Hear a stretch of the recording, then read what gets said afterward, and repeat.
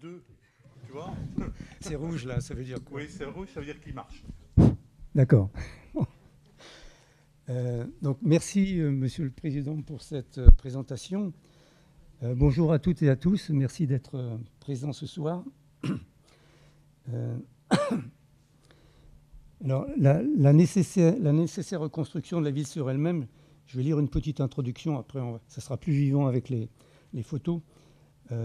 Le titre de cette conférence correspond au travail de notre atelier, au sens large, développé depuis 50 ans à travers donc 3 sociétés, ça a été dit, programmation urbaine architecturale, urbanisme architecture. Pour moi, ça a toujours été très important de travailler à des échelles différentes de l'espace, de façon à nourrir l'une l'autre. On s'enrichit beaucoup à ce va-et-vient entre la ville, le quartier, pardon ? Oui, oui, ça. La ville, le quartier et puis la parcelle. L'origine de mon engagement sur ces thèmes, sur ces 3 thèmes, c'est celle de la reconstruction de la ville sur elle-même. C'est-à-dire que je me suis rendu compte très vite qu'on n'avait pas, en général, à l'époque de mon démarrage, donc les choses ont changé, c'est-à-dire dans les années 70, un regard non seulement pas affûté, mais enfin souvent pas de regard du tout, sur les patrimoines qui existaient précédemment et qui étaient démolis à la va-vite, sans aucune prise de conscience de ce qu'ils représentaient. C'est rajouter là-dessus le développement durable, qui nous demande quand même de faire attention à l'énergie qu'on dépense. Et je rappelle par exemple que quand on démolit un bâtiment pour le reconstruire à la place, on dépense 3 énergies. On gaspille 3 énergies. Celle qui a été dépensée pour le construire, celle qui a été dépensée pour le démolir, et celle qu'on va redépenser encore pour reconstruire. Et donc, tous ces éléments-là m'ont conduit, au niveau de l'école, à faire un diplôme qui était... Alors, on était entre les diplômes encore classiques et puis les diplômes plus libres. Et j'ai fait un diplôme donc, qui s'appelait Vienne Urbanisme et Archéologie, avec Paul Virilio, pardon. Paul Virilio, dont vous connaissez le nom, en tout cas les plus anciens, qui a travaillé avec Claude Parent, qui était architecte urbaniste, mais pour moi surtout philosophe. Il a travaillé beaucoup sur la vitesse, par exemple, des réflexions. Et il était complètement enthousiaste par mon sujet. Il m'a beaucoup aidé, parce que ce n'était pas évident d'avoir un diplôme qui sortait aussi fortement des cases de l'époque. Donc ce diplôme, il a eu un autre avantage, enfin pour moi en tout cas, c'est comme ça que je le ressens, c'est quand je l'ai terminé, j'ai appris que Paul Chemetov venait d'être nommé architecte conseil de la ville de Vienne, architecte urbaniste conseil. Et donc je suis allé le voir, et au bout de 2 ans d'entretien, il m'a d'une part embauché, et d'autre part acheté les parties analytiques de mon diplôme pour pouvoir les utiliser. Et donc ça a été une entrée en matière assez forte avec la grande équipe de l'AUA, la grande époque où ils étaient 70 ou 80 avec une dizaine d'agences. Les plus anciens s'en souviennent, je pense. Voilà, donc après, ce travail avec Chemetov a duré de 1972 à 1977. Et puis, il a une forte emprise, Paul Chemetov. Et donc, j'ai senti le besoin et j'ai pensé que j'avais la force d'exister par moi-même. Et donc, j'ai commencé à créer ma structure. Ma conférence, elle va se développer à 3 niveaux. La première, c'est une réflexion sur cette idée de nécessité de développement de la ville sur elle-même, donc une partie un petit peu théorique, et puis après 2 autres parties qui vont aborder la première, le sauvetage de bâtiments et son évolution dans le temps et ce que ça a pu m'apporter, et puis une partie sur les projets urbains, où là on rentre vraiment de façon plus forte et plus directe dans la notion de reconstruction de la ville sur elle-même. Alors on va y aller, il faut savoir où j'appuie, c'est là je pense. Alors ça ne marche pas, bon ça marche, ah oui voilà, il faut appuyer sur le bas. Alors quelques éléments en préambule, alors il va y avoir des images un peu fortes, mais c'est pour vous réveiller. Quel avenir pour la planète en 2100? Ça c'est une question qu'on se pose tous.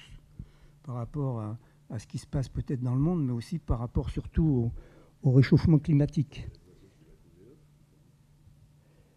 Et donc, bon, on sait tous ce qui se passe et qui est assez dramatique parce que, par exemple, les pôles fondent beaucoup plus vite que ce qu'on a pu prévoir, ce que les scientifiques même pensaient.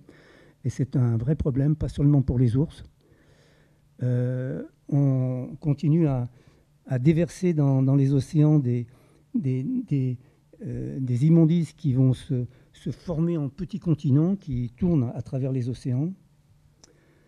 On a de plus en plus de dérèglements climatiques et donc d'ouragans. La qualité de l'air, pas besoin de faire de commentaires sur cette photo. La déforestation, les incendies industriels, il y en a de plus en plus. Et pendant ce temps, alors j'ai pris une situation un peu caricaturale, certes. Là, on est à Dubaï. Je ne suis jamais allé à Dubaï. Hein. J'ai trouvé ça sur Internet. C'est pas que je veux pas y aller, mais c'est parce que voilà, c'est comme ça. Et on a des villes qui se construisent en plein désert, avec, vous voyez, ces petites îles en palmiers qui se développent. Alors, vous allez voir l'échelle parce que je vais vous montrer quand on regarde ça vue du sol. Voilà, ça c'est les branches du palmier. Alors, bon, moi personnellement, ça ne me donne pas forcément envie d'aller en vacances ici. Alors, je ne sais pas si vous voyez, mais sur la gauche, là, ils ont tous des piscines au bord de la mer. Donc c'est royal, hein. C'est le beurre et la confiture à la fois. Et on a juste à construire une station de ski, 40 degrés de température à l'extérieur, 0 degré à l'intérieur. Voilà l'intérieur. Donc ce monde est fou. Et ça, c'est un vrai problème qui, je pense, doit nous intéresser tous et nous interpeller au plus haut niveau pour essayer de réorganiser notre manière de voir et de penser. Alors comme la Terre, on l'urbanise de plus en plus, je vais y revenir, la ville n'arrête pas de manger les terres agricoles. Il y a déjà des gens qui ont réfléchi sur la capacité de vivre sur l'eau. Et donc vous voyez, là, c'est des chercheurs qui ont installé des quartiers, voire des villes. On peut être ici à Monaco. C'est la folie à Monaco. Je suis allé récemment pour voir un nouveau musée. Et je me suis rendu compte qu'on faisait des infrastructures invraisemblables pour construire une tour de plus, quoi. C'est un monde où le mètre carré dicte toute notion et à l'envers de l'urbanisme, quoi. Et donc, voilà, là, on a des quartiers dans lesquels on peut vivre, manger, se divertir. Et pour aller plus loin, carrément, on a aussi pensé à construire des fermes sur l'eau. Donc là, vous avez un immense bateau, si vous voulez, qui est composé de planchers intermédiaires sur lesquels les vaches, les moutons, les canards, enfin peu importe, vont paître. Et puis, on a une usine qui va permettre de traire, de récolter, d'abattre les bœufs, enfin, etc. Donc, quelque part, on se prépare déjà à quitter la Terre, en tout cas dans les esprits de certains chercheurs. Bon, pour finir, je parle des villes privées parce que ce n'est pas encore tellement développé dans notre pays ou même encore en Europe, mais aux États-Unis, c'est assez sidérant, quoi. C'est-à-dire, on a cet enfermement. La ville revient dans des remparts, c'est-à-dire qu'on est dans le mouvement inverse que l'histoire nous a proposé. Puis pour finir... Allô? On m'entend mieux? Oui, alors pour finir, je ne sais pas si c'est le gendre idéal, mais moi, il me fait un peu peur. Ça, c'était un supplément du Monde il y a 5 ou 10 ans, où on abordait l'évolution de la technologie et notamment de toutes les capacités qu'aurait l'homme demain, l'homme augmenté, comme on dit. Et donc, on voit ce beau jeune homme fardé d'éléments électroniques qui vont le transformer, lui permettre d'être peut-être plus intelligent, je ne sais pas, mais ça aussi, ce n'est pas très rassurant. Alors, brutalement, après cette présentation un peu dramatique, si je puis dire, et pour reprendre courage, mais je ne suis pas sûr que ça va arriver tout de suite, on a la carte de notre France qui est très belle dans ses proportions, son équilibre, cette espèce d'axe vertical. Je trouve, moi, qu'on a un pays quand on regarde les différents pays du monde, il est géométriquement très beau. Donc une centaine de départements, et la tache rouge, c'est la Creuse. Alors j'aurais pu prendre n'importe lequel. C'est simplement pour vous dire que on urbanise en France environ un département français tous les 7 ans, ce qui est énorme. Alors, on ne part pas en plus d'une feuille blanche. Hein. On voit ici la densité, plus c'est foncé, plus c'est dense. Donc on a les fleuves, la région parisienne, les frontières, le sud, enfin la Bretagne, etc. Donc on a déjà une occupation très importante au niveau du territoire, au niveau de l'habitat et des villes. Et ça, c'est très important, ces deux images. C'est l'agglomération de Marseille en 1980 et en 2006. Donc là, on ne peut pas nier l'emprise très importante de la ville. En 25 ans, elle a grossi de 5 fois. Ça veut dire qu'elle s'étend de 20 à 25% par an. Donc il y a vraiment une question tout à fait importante qui conduit à la réflexion de la nécessaire reconstruction de la ville sur elle-même. Et ça veut dire, d'une autre manière peut-être, mais en tout cas plus dense. Alors Le Corbusier, on en parlait tout à l'heure avec je ne sais plus qui, nous a montré le chemin. C'est-à-dire que vous avez en partie haute un croquis qu'il a fait avec un lotissement, on peut loger 1400 personnes, donc il y a un certain nombre de maisons, donc des développements de rues, etc. Et puis en bas, en petit, en rouge, une unité d'habitation, on loge aussi 1400 personnes. Donc ça, c'est la différence entre l'étalement et une expression de la densité. Alors évidemment, c'est les deux extrêmes, mais je crois que c'est une bonne réflexion à avoir. Surtout, je vous montrerai quelques photos tout à l'heure pour voir l'état de développement des lotissements par rapport aux terres agricoles. Bon, si on ne fait pas attention par rapport à l'idée de Le Corbusier, on peut aussi arriver à ça, on ne sera pas gagnant. Bon, rassurez-vous, ce n'est pas un plan de masse, c'est une œuvre d'art. Alors, si on essaye de comprendre comment s'est développée notre ville, nos villes, elle a été presque pendant toute son histoire ceinte de remparts. Il y avait un dedans, sécurisé, un extérieur, dangereux, dans lequel les paysans pouvaient venir se réfugier chez le seigneur en cas de nécessité. Ça a duré jusqu'au XVIIe, XVIIIe siècle. Alors, bon, on a Aigues-Mortes, on a Avignon, on a Carcassonne, on a plein qui montrent encore leur rempart. Mais je montre cette photo d'Aigues-Mortes parce qu'elle a été prise dans les années 50 et vous voyez à quel point l'extérieur n'est encore pas développé. Alors qu'aujourd'hui, tout cet espace libre a disparu. Alors les remparts, ils n'ont pas toujours été statiques, ils ont parfois respiré dans leur dimension. Là, c'est à Vienne, entre le 1er siècle et puis l'époque moyenâgeuse, on a eu des différences de respiration. Alors, une petite note par rapport à Lyon, parce que pour une fois, Vienne a été en avance sur Lyon. Pourquoi la ville de Vienne a été aussi importante avant même Lyon? C'est parce que c'est le seul endroit où on a pu construire le premier pont sur le Rhône entre Marseille et le Léman. Et donc ça a donné, évidemment, au niveau des échanges, un avantage considérable. Alors, à partir du moment où les remparts sont tombés, au 18e, 19e, voire parfois début 20e, donc c'est quand même très récent, la ville, le noyau central rouge, s'est développé en quartiers périphériques, alors en fonction de la topographie et des possibilités évidemment, très souvent monofonctionnels.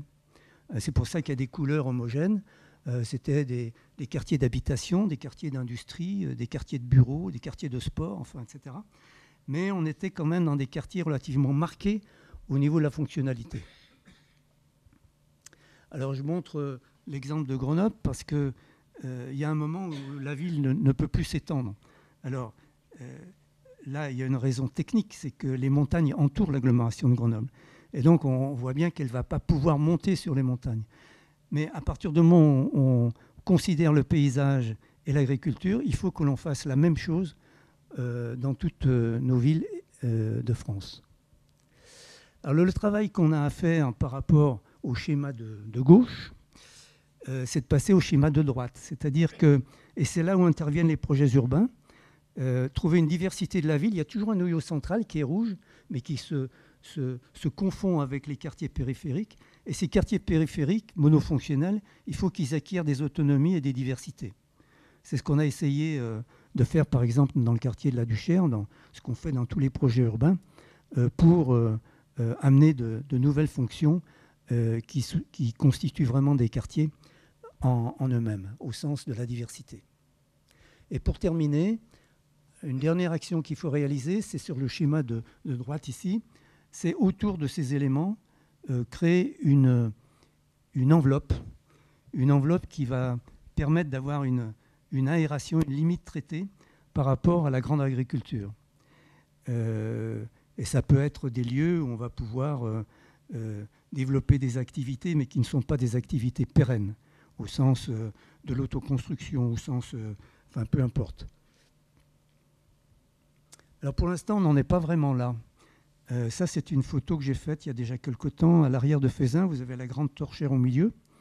Et puis, un mélange avec les individuels, la terre agricole. Enfin, on voit bien que tout ça n'est pas vraiment maîtrisé. Là, on est dans la région parisienne.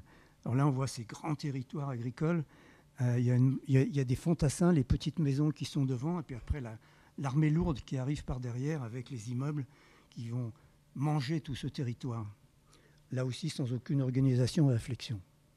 Et puis, troisième photo, je trouve ça assez joli, c'est-à dire qu'on n'est pas dans des lotissements ici, on est dans des immeubles qui ont 3-4 étages. Et il y a cette cohabitation, et on voit bien aussi là que la ville croît sans qu'il y ait eu une réflexion qui soit abordée d'une manière autonome pour savoir exactement où on va. Bon, ça, c'est une photo plutôt des pays de l'Est, mais ces immeubles du bout qui sont en train de manger l'altère font un peu peur. J'aurais dû couper mon téléphone. Je suis désolé.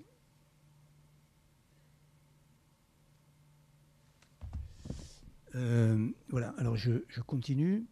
Alors, au niveau des réflexions sur cette question que j'aborde, il y a assez peu de choses.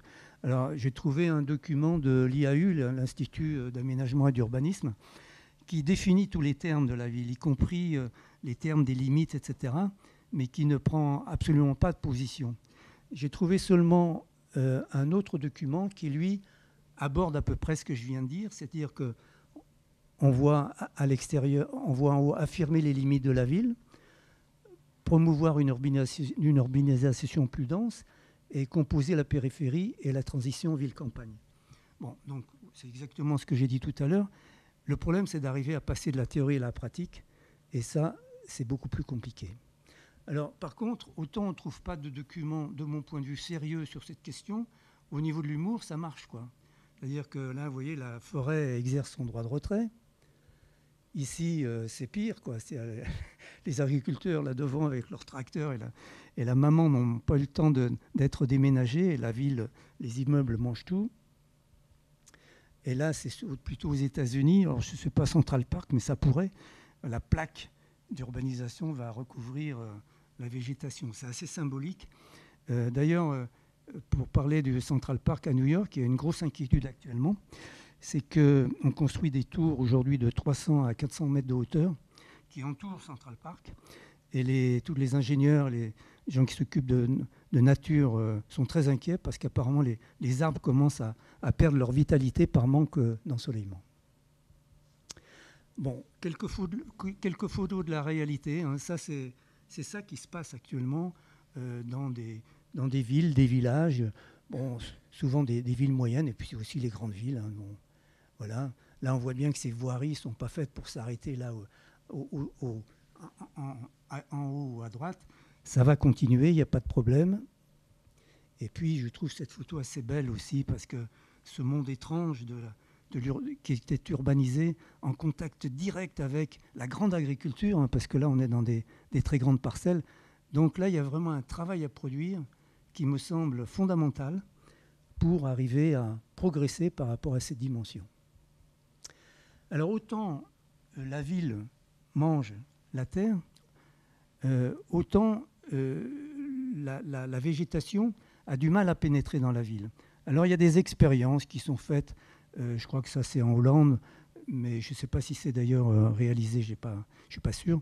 Bon, on peut développer des cultures en plateaux superposés, on fait faire des immeubles de culture. Alors ça peut être une possibilité pour les légumes ou les choses d'utilisation quotidienne. Là on voit à New York une grande barre sur laquelle émerge une tour dans laquelle on a effectivement une culture assez développée au niveau des légumes en tout cas. Hein, on voit là, on est au-dessus d'un grand restaurant et au-dessus ils viennent chercher les ingrédients du jour. Et puis il y a aussi la culture sous serre, notamment sur des bâtiments. On est toujours aux États-Unis là, parce que je sais pas, j'ai trouvé des exemples aux États-Unis, mais pas en France. Là, on est dans la serre, donc on voit bien qu'on est dans les fruits, dans les salades, dans les légumes du jour. Alors ça, c'est un exemple de travail auquel on a participé. On développe deux projets urbains à Toulouse. Et celui-ci de la Rainerie, il se trouve à 100 mètres d'une école d'agriculture très réputée. Et donc, il y a un concurrent à un concours qui a répondu avec 2 étages de possibilités de culture sur les terrasses. Et il y avait un contrat d'engagement de l'école pour entretenir et faire fructifier et faire fonctionner cette... Bon, malheureusement, les élus ont rigolé et ont repoussé ça d'un revers de manche. J'ai trouvé ça très dommage, d'autant plus que c'était des très bons architectes. Bon, pour finir, au niveau de la nature dans la ville, là on est à Paris 20e. La ville a donné un petit arpent et les gens cultivent depuis plusieurs années dans une association qui fonctionne très bien. Alors, donc, la conclusion de cette première partie, si vous voulez, c'est à la fois le danger qu'on court en ne prenant pas conscience de la réalité de ce qui se passe et de l'importance qu'il y a à intervenir aux différentes échelles de la ville. Alors, je commence un peu à l'envers, je commence par les bâtiments, parce que c'est comme ça que ça s'est passé dans mon cursus. On a d'abord travaillé à l'échelle de l'architecture et ensuite à l'échelle de l'urbanisme. Je vais montrer des exemples concrets parce que chacun amène des enseignements sur les difficultés qu'on peut rencontrer. Et alors il faut que je suis revenu en arrière. Voilà. Donc avec Paul Chemetov, là on est en 75 à peu près, 72, 75. On a travaillé sur des quartiers RHI, résorption de l'habitat insalubre, des quartiers pauvres. Il y a la vallée de la Gère, donc on est dans l'industrie textile, donc un mélange d'usines et de bâtiments d'habitation, à l'occasion du passage d'une voirie, enfin, etc. Des choses assez compliquées. Et un jour, donc moi j'étais délégué à Vienne pour l'agence de Chemetov, on est en 75 à peu près. Je vois ce bâtiment du 19e siècle et je me dis, mais il est magnifique. On a un sous-bassement, alors il est sale, mais il suffit de le nettoyer. Un sous-bassement en pierre, un corps de bâtiment avec des modénatures en briques et puis un couronnement en partie supérieure. Et donc je vais voir le maire pour lui dire, monsieur le maire, il y a un bâtiment, il faut qu'on le conserve, on va le recomposer dans le plan de masse. Et donc il dit, je vais interroger les services techniques. Bon, de toute façon, les services techniques de la ville étaient complètement opposés à toute conservation à l'époque. Et donc le maire me rappelle pour me dire, c'est trop tard, il va être démoli demain, et donc il n'y a pas de problème. C'était un échec. On voit l'immeuble de l'intérieur avec sa belle charpente, etc. Donc avant d'avoir des réussites, il faut savoir engranger les défaites. Deuxième occasion qui se présente, c'est qu'avec Chemetov, on intervenait au pied de ces bâtiments. Et en fait, on ne voyait pas les bâtiments avant d'avoir fait la démolition. Vous voyez, une usine en briques en partie supérieure qui fait 80 mètres de long. On y fabriquait des fils au niveau du tissage. Donc il fallait une grande longueur, 2 étages. Et puis un corps de bâtiment au milieu en briques aussi qui s'avance. Et donc je vais voir le maire, enfin, etc. Et cette fois, il me dit, on peut y aller. Et donc on installe ça dans le plan de masse général. Donc on voit la démolition, l'usine, on déshabille, hein, comme on dit dans le jargon, et puis le corps d'avancée. Mais on est à Vienne, et à Vienne, il y a des vestiges. Et donc on est devant l'avant-corps, là vous voyez, et on commence à fouiller, et puis on trouve plein de choses intéressantes au niveau romain. Et finalement, les archéologues s'approchent de plus en plus près du bâtiment. Et finalement, on se dit qu'il faut peut-être qu'on aille dessous, quoi. Et donc, il a fallu qu'on tienne cet avant-corps. Donc, on a fait appel à un ingénieur très spécialisé, parce qu'on ne voulait pas qu'il y ait d'accident, pour arriver à découvrir des maisons sous lesquelles il y avait beaucoup de vestiges, et notamment 2 mosaïques. L'une qui est abîmée à droite parce qu'elle a subi les interventions du temps, et l'autre à gauche qui a été restaurée et qui se trouve aujourd'hui au musée de Saint-Romain-en-Galles. Alors, ce qui est très curieux, c'est que ces mosaïques sont du IIIe siècle. Et après les avoir déposées, les archéologues ont trouvé des mosaïques du 1er siècle. C'est-à-dire que les premières mosaïques avaient servi d'assises et de tapis pour construire la suivante. C'est assez étonnant quand on sait le travail que représente la confection, si je puis dire, d'une mosaïque. Alors après, donc, on a assaini un peu toute l'usine, et si je vais très vite, hein. Bon, il restait les façades. Alors pourquoi c'est intéressant de conserver un bâtiment de ce type? Parce qu'il est en très mauvais état, sauf les façades. Un, on n'a pas de foncier à acheter. C'est dans une opération RHI, donc c'est un ensemble. Et deux, on a déjà les façades. Et donc, quand on a un financement de logements sociaux, il est dans son entièreté. Et donc, on peut bénéficier de montants financiers suffisants pour intervenir. Bon, voilà, l'usine, après le travail, elle n'a pas été restaurée, la façade, elle a été simplement nettoyée. On a réalisé une 30aine de logements, dont des logements en duplex en partie supérieure, avec un retrait pour masquer. Et puis, on a élargi, vous voyez, un bâtiment qu'on aperçoit sur la gauche. On a élargi pour faire une rue intérieure au 5e étage pour que les gens puissent arriver directement au pied de leur bâtiment. Et il y a aussi un équipement de quartier au rez-de-chaussée. Deuxième élément, alors là, je ne suis plus avec Paul Chimetov, on est en 77-80, toujours à Vienne, le long de la Gère. On a un pont qui est classé monument historique, construit en 1500-1505. Plus loin derrière, on voit les murs romains qui font la différence qui assurent la différence de niveau entre la ville haute et la ville basse romaine. Et puis tous ces bâtiments en moyen état, voire mauvais état, qui existent. Et donc ils devaient être démolis, mais après on n'allait rien pouvoir reconstruire. Donc ça n'allait plus ressembler à rien du tout. Donc je réfléchis un peu, je vais voir le maire, et le maire là commence à comprendre que effectivement, il y a un intérêt à porter un regard sur ces bâtiments existants. Et il me donne le feu vert pour faire un avant-projet, etc., avec l'office HLM. Donc, j'en fais une analyse. Alors, tout n'est pas rose, hein. Il y a des bâtiments qui ne sont pas du tout en bon état. Et j'essaye de mettre au point une méthode pour tenir les coûts. Parce que à l'époque, il y avait les réhabilitations de Trécloître, du quartier Trécloître à Grenoble, où il y avait des dépassements épouvantables de 50%, voire davantage. Et je me dis, il faut qu'on tienne les prix. Et donc, j'ai monté... bon, il y a un tas d'articles qui sont parus à l'époque sur cette proposition. Je ne vais pas rentrer dans le détail, mais si ça intéresse certains, je pourrais vous transmettre des copies. Alors, il y a même un bâtiment qu'il a fallu reconstruire, parce que bon, la façade et les planchers avaient beaucoup souffert. Donc voilà, il est reconstruit en léger. Et je vais rapidement pour arriver. Donc la nouvelle façade en bas, qui est la même que celle du haut, simplement elle a des fenêtres, elle est recomposée au niveau de la couleur et des matières. Et puis à l'intérieur, c'est un régal, quoi. C'est-à-dire qu'à l'intérieur, il y a des voûtes d'arête, il y a des éléments en pierre. Il y a toute une histoire qui réapparaît dans ces logements. Vous voyez cette fenêtre qui est à gauche, j'avais prévu de percer une fenêtre, on ne voyait absolument rien, parce que la pièce n'était pas assez éclairée, on ne la voit pas complètement, elle est assez grande.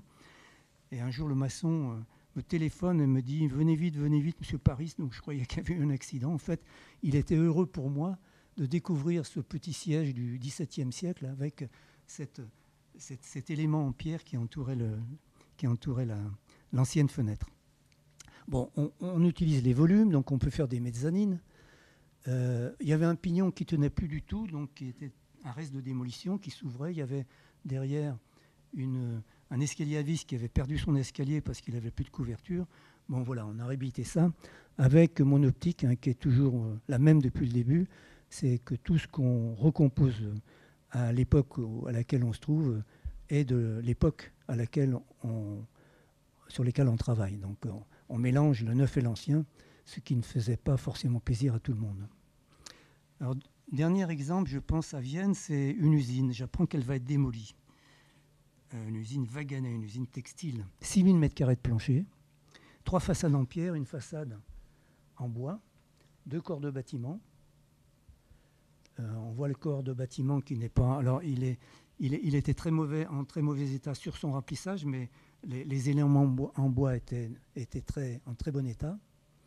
Un élément de liaison, donc on pouvait mettre... Il y avait un très bel escalier. On pouvait composer un ascenseur pour desservir par les éléments de liaison intermédiaires les deux morceaux de bâtiment. Voilà une photo de l'escalier. On a simplement sablé et renforcé le garde-corps dans la lisse haute et le remplissage pour répondre aux normes actuelles. Il y a une seule pierre au palier et au demi-palier. On a évalué son poids à peu près à 5 tonnes. Bon, enfin, on connaît ces escaliers, il y en a aussi à Lyon, mais c'est en eux-mêmes des éléments patrimoniaux. Donc après, pas de point intermédiaire, 12 mètres de large, 60 mètres de long, une charpente en très très bon état, avec encore la marque des tâcherons qui sont intervenus. Et voilà, bon, l'usine à peu près réhabilitée avec les pans de bois, un escalier de secours, la façade de liaison entre les deux éléments. À l'extrémité, il y avait un grand vide parce que ça avait été démoli. Donc, on a installé des salles de sport pour la ville. Et donc, on a recomposé un morceau pour installer un escalier, un ascenseur, des vestiaires en béton sablé. On a lancé une passerelle. C'est devenu un projet banlieue 89 en plus. Et donc, on a fait des éléments d'aménagement qui permettent de rejoindre la ville à pied beaucoup plus rapidement que les possibilités qu'il y avait précédemment. Donc là, on a vu la vue depuis la rivière, le dialogue entre le nouveau et l'ancien. Et à l'intérieur, moi, j'ai acheté un étage parce qu'il fallait que j'agrandisse mon agence. Donc, j'ai acheté un étage. Ça ne valait pas grand-chose puisque ça allait être démoli. Et donc, au niveau de l'investissement, c'était tout à fait possible. On a rajouté des éléments en mezzanine, donc en métal, pour bien distinguer l'ancien du neuf. Donc on voit à peu près rapidement les locaux. Et de l'autre côté, les salles de sport dont je vous parlais tout à l'heure, avec aussi la très belle charpente qui existait d'origine. Alors assez curieusement, pour finir quand même là-dessus, c'est ce bâtiment qui devait être démoli. L'année après son entrée en service, on m'a demandé de le faire visiter aux Journées du patrimoine, ce qui était quand même une belle récompense. Le maire de Villefranche-sur-Saône me fait appeler par quelqu'un quelques années plus tard. Alors apparemment, le fait que je réhabilitais des bâtiments commençait à se savoir, et il voulait démolir cette halle cette halle de sport pour faire une salle de fête. Et il me dit, est-ce que vous voudriez venir voir si vous avez, vous, des idées, si la démolition est la bonne solution. Alors je viens, et puis alors à l'intérieur, il y avait beaucoup de choses qui avaient été rajoutées, c'était un peu glauque, mal éclairé, il y avait des balcons en béton qui avaient été rajoutés, puis il y avait ce plafond en verre dépoli, et donc je vais voir, et on se retrouve devant cette belle charpente type Eiffel. Alors je sais pas, on n'a pas pu l'identifier complètement, et je dis au maire, il ne faut absolument pas démolir. On a la capacité de faire la salle que vous voulez en retrouvant le volume. Et donc, on déshabille à nouveau. On déshabille beaucoup dans notre métier. Et puis, on retrouve le volume et on installe la salle qui était attendue par les élus pour à peu près la moitié du prix qu'ils avaient prévu dans le cadre du budget. Villefranche, c'est ça que j'ai dit tout à l'heure ? Oui. Et puis, à l'extérieur, j'ai fait un petit côté ville urbaine. Avec, je ne sais pas si le bleu existait déjà à l'époque, si c'est ancien ou d'origine. C'est un petit caractère des années 50. On s'inscrit à un concours à la Tour du Pin. La Tour du Pin, on n'avait jamais travaillé et il y avait un très beau terrain de plusieurs hectares qui était déjà exploité par l'école d'agriculture et d'horticulture plutôt. Et il y avait cette maison qui, dans le concours, était démolie. Il n'y avait pas de discussion. Et donc, il n'y a pas eu de visite, puisque, comme elle devait être démolie, on n'avait pas à la visiter. Bon. Alors, je me débrouille pour aller la visiter, parce que je suis un garçon curieux. Et alors c'est les années 50, c'est lourd, mais quand on rentre, c'est fou, quoi. C'est-à-dire que vous avez toute l'entrée en pierre, les œils de bœuf, le balcon, des serrureries magnifiques. Vous aviez une charpente parfaitement saine et en bon état. Vous aviez des menuiseries tout en fonctionnement. Elle avait été habitée jusqu'à assez récemment. Des parquets incroyables, une modénature au niveau aussi des traitements de façade, du verre travaillé en imposte, enfin, une serrurerie magnifique. Donc je rentre à l'agence et puis je dis à mes collègues, voilà, on ne va pas démolir la maison. On me dit, t'es fou, je dis, on ne peut pas poser la question, puisqu'ils l'ont mis dans le concours. Si on pose la question, on va nous répondre non, et là, on sera vraiment coincé. Là, on va faire comme si on n'avait pas compris. Bon. Et donc, on a fait le concours, et puis, voilà, on ne voit pas très bien forcément, donc on voit bien quand même la maison d'origine. Il y a une articulation pour l'entrée, et puis le CDI, et on développe les choses vers le... Et on gagne ce concours. Bon, il n'y a pas eu de réclamation de mes confrères. C'était un peu surprenant, mais... Donc voilà la situation d'entrée. Et ce qui me plaît beaucoup, enfin, c'est mon côté maniaque au niveau de la manière de traiter les projets, c'est que la maison qu'on voulait démolir, elle devient l'élément régulateur de tout le projet. C'est-à-dire la limite de toiture, vous voyez, elle se prolonge sur la verrière, on la reprend sur le bâtiment d'habillage en bois du CDI, etc. C'est-à-dire que l'histoire de cette maison devient un élément régulateur du projet. On le voit aussi de l'autre côté, vous voyez la maison, l'ensemble des salles d'enseignement, le début des serres, etc. Avec toujours l'écriture contemporaine. Hein, je n'allais pas faire une architecture des années 50, évidemment. Et le jour d'inauguration, ça c'est une photo que tout le monde était très content du résultat. Le château de Malissol, là je reviens à Vienne. Alors, une dizaine d'années plus tard, la mairie achète 100 hectares sur le... Bon, alors c'est pas bien parce que c'était des terres agricoles et qu'on va manger les terres agricoles, mais enfin... Et il y avait deux bâtiments, un château et puis une ferme. Et tout devait être démoli. Et donc j'ai réussi à restaurer les deux. Toujours là, le maire avait, je crois, vraiment compris la dimension patrimoniale et la dimension économique. Et donc là, on voit les écuries, un bâtiment d'habitation. Le bâtiment de ferme avait fondu parce que la ferme avait perdu sa charpente, donc il fallait réintervenir, voire reconstruire un peu. Le château avait toute sa carapace, si je puis dire. Malheureusement, elle avait été complètement pillée, y compris l'escalier à vis. Donc là, c'était un peu le bazar à l'intérieur. On voit le grand volume. La fontaine aussi, ils ont essayé de prendre des pierres, etc. C'était un peu la misère, mais il restait quand même des choses très belles. Et donc j'ai fait un projet, j'ai convaincu l'office HLM, j'ai fait un projet, on revoit le château, le bâtiment de ferme, enfin, etc. Et on a fait les travaux. Donc là, on est dans les écuries, on fait à la fois des activités et quelques logements. On va faire à peu près, je crois, 30 à 35 logements, plus 1000 m² d'activité, c'est pas rien. On aère un peu la toiture du château pour réaliser des logements qui sont bien éclairés, avec une charpente incroyable. Là, on a des triplex pour du logement social. Et puis voilà, on termine, donc on voit bien la différence entre les murs anciens, les murs nouveaux, les bâtiments qui ont été reconstruits, la cour d'honneur. Le château, sur son profil, est un très beau bâtiment dans lequel il y a des activités, j'ai dit tout à l'heure, oui, des logements. Bon, le travail sur les nus, le nu ancien qui est un peu brut, avec un peu de béton brut pour ajouter et retrouver une forme, et puis la coque intérieure, le dedans et le dehors de l'habitation. Et puis le bâtiment de ferme qu'on a recomposé d'une manière très simple, où il y a aussi des logements et quelques activités. Et là, la cerise sur le gâteau, ce n'était pas la visite du patrimoine, c'était une borne patrimoniale. Là, je progressais dans la hiérarchie des éléments. Une dizaine d'années après, ils ont posé carrément une borne patrimoniale. Donc ça, c'est aussi une récompense qui fait plaisir par rapport à ce travail. parfois ingrat et difficile.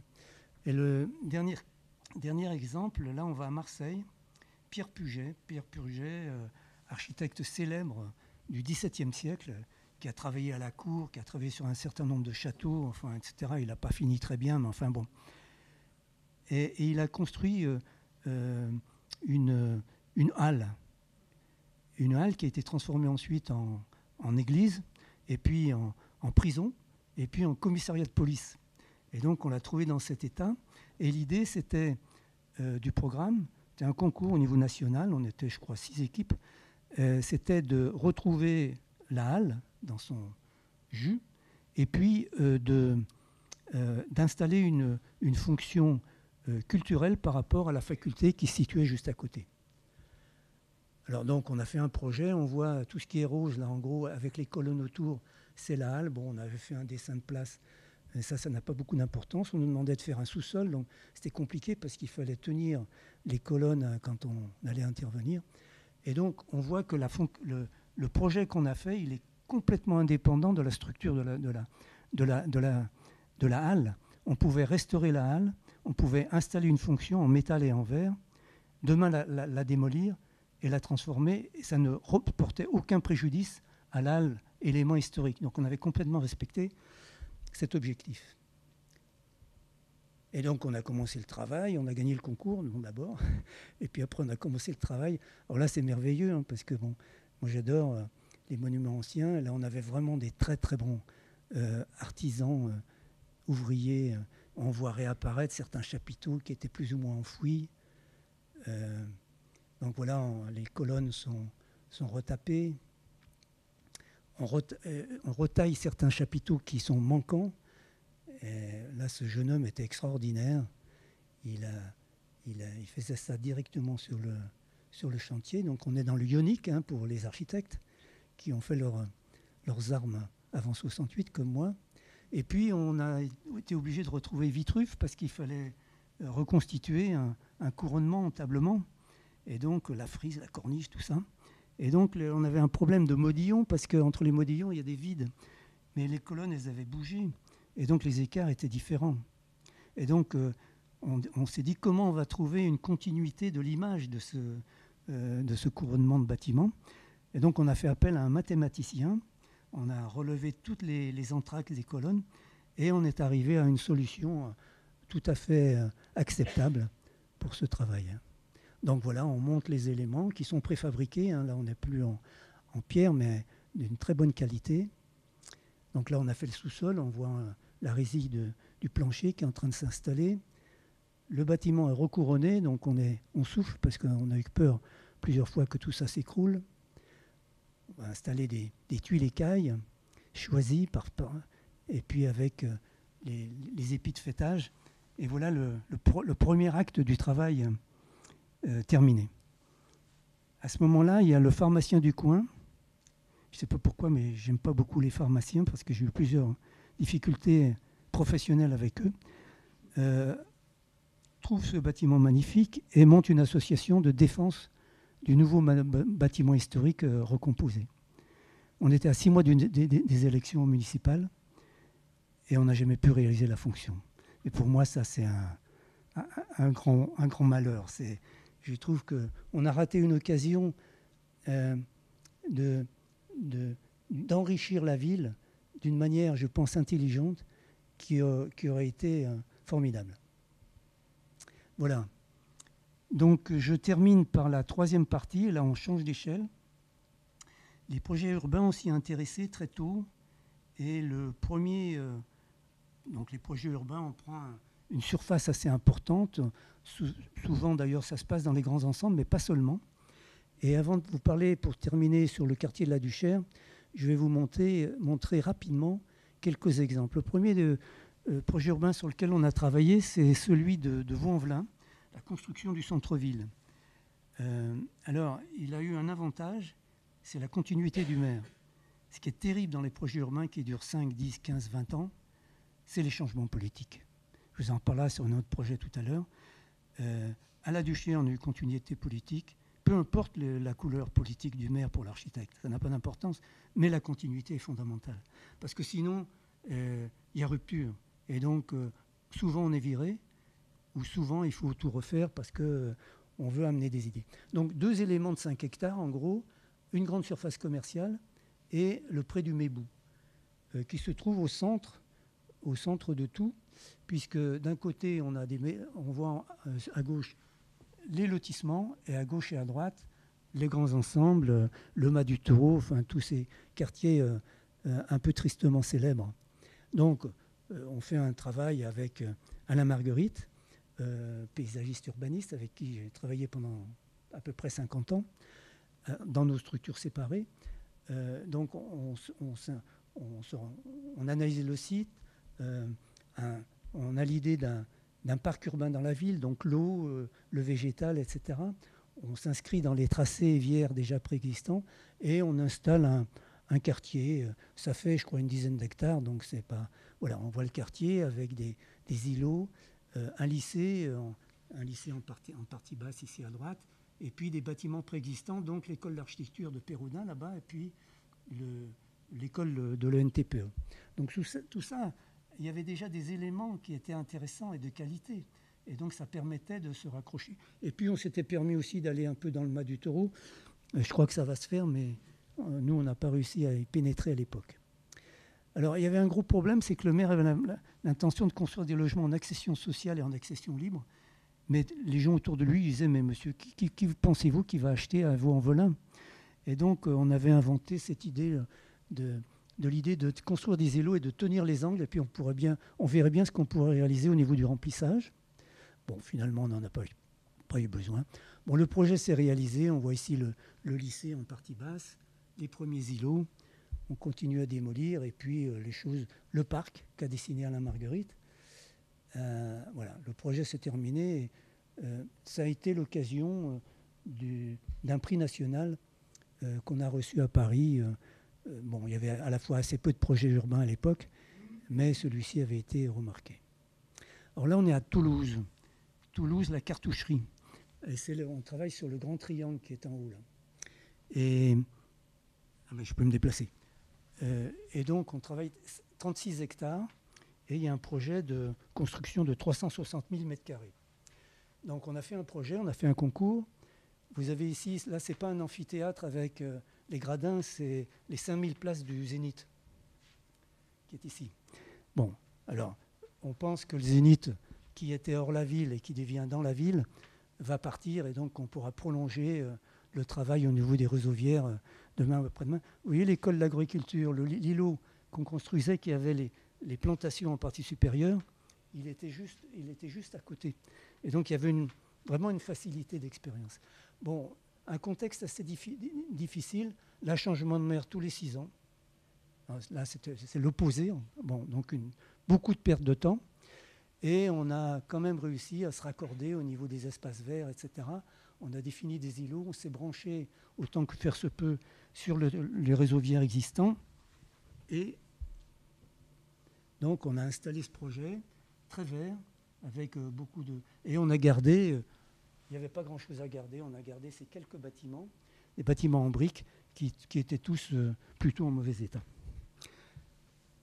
Et ensuite...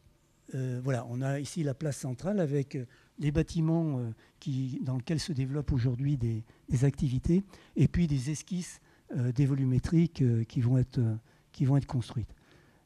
La difficulté de ce projet, c'est sa lenteur, quoi. C'est-à-dire qu'en 20 ans, le même temps que la Duchère, on a avancé beaucoup moins vite par rapport au problème des changements politiques, mais je ne remets pas en cause évidemment la démocratie pour autant. Dernier exemple, alors ça c'est pour montrer cette diversité. Là on est dans un site industriel à Saint-Chamond, le site GIAT. On y a construit des tanks, des chars, des trains. Donc c'est d'immenses halles qui font des centaines de mètres de long. Ici on est à peu près à 200 mètres de longueur, dans lequel il y a toujours des activités. Alors là c'est à la fois au contact du centre-ville et puis un peu à part, des pollutions épouvantables à certains endroits qu'il a fallu enlever ou en tout cas traiter et protéger. La cheminée centrale est classée monument historique, c'est une cheminée de 100 mètres de hauteur. Et donc c'est un projet au niveau de sa forme aussi qui est assez atypique, hein. On a le passage d'une rivière et 2 parties. Donc on a développé des activités artisanales. Ici, il y a encore des activités industrielles. Un parc linéaire. Là, c'était avec Emmanuel Jalbert, je ne sais plus le nom, In situ. Voilà. Au niveau des. Bon, j'ai toujours pas fermé mon téléphone. Bon, je vais le mettre là. Et donc, oui, un axe central avec une dimension végétale. Et puis, un travail industriel. Et dans les Halles du Bout, des activités de. Le Bout est au contact du centre-ville, donc des activités cinéma, restauration, enfin, etc. Donc, prolongement de l'espace urbain. Alors, quand on regarde une halle à l'intérieur, c'est ça, c'est qu'elles sont en très très bon état, magnifiques. Donc voilà, on voit les 20 mètres de long, 10 mètres de haut, avec encore les éléments pour soulever les charges. Et ça, cette petite construction au milieu, on m'a demandé de faire une maison du projet à l'extérieur, un peu dans un coin. J'ai dit non, on va la faire au milieu d'une halle qui n'était pas occupée. Et donc ça permettait de faire des expositions périphériques, de recevoir la population, enfin, etc. Ça a été un travail qu'on n'a pas pu aboutir parce que pour des changements politiques, on nous a remerciés. Alors pour finir, le projet de la Duchère. Alors, bon, je considère que le projet de la Duchère, c'est, de mon point de vue, enfin, celui qui a été le plus abouti. Bon, il était visité d'ailleurs, je dirais, du monde entier, parce qu'il y a eu énormément de groupes qui sont venus le visiter.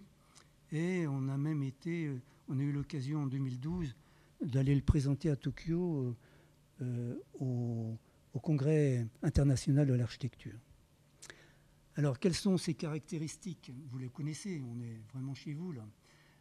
D'abord, c'est l'adresse de Lyon, Lyon 9e. Par rapport aux villes périphériques, des jeunes couples avec enfants, c'est comme ça, on n'y peut rien. Ils préfèrent habiter Lyon 9e que Vaux-en-Velin ou Rieux-la-Pape. Et donc, par rapport à l'idée de faire des logements de toute catégorie, c'était, je pense, déjà un avantage. La 3e colline de Lyon, avec Fourvière et la Croix-Rousse. Donc, on est au-dessus de la vallée, on est vanté.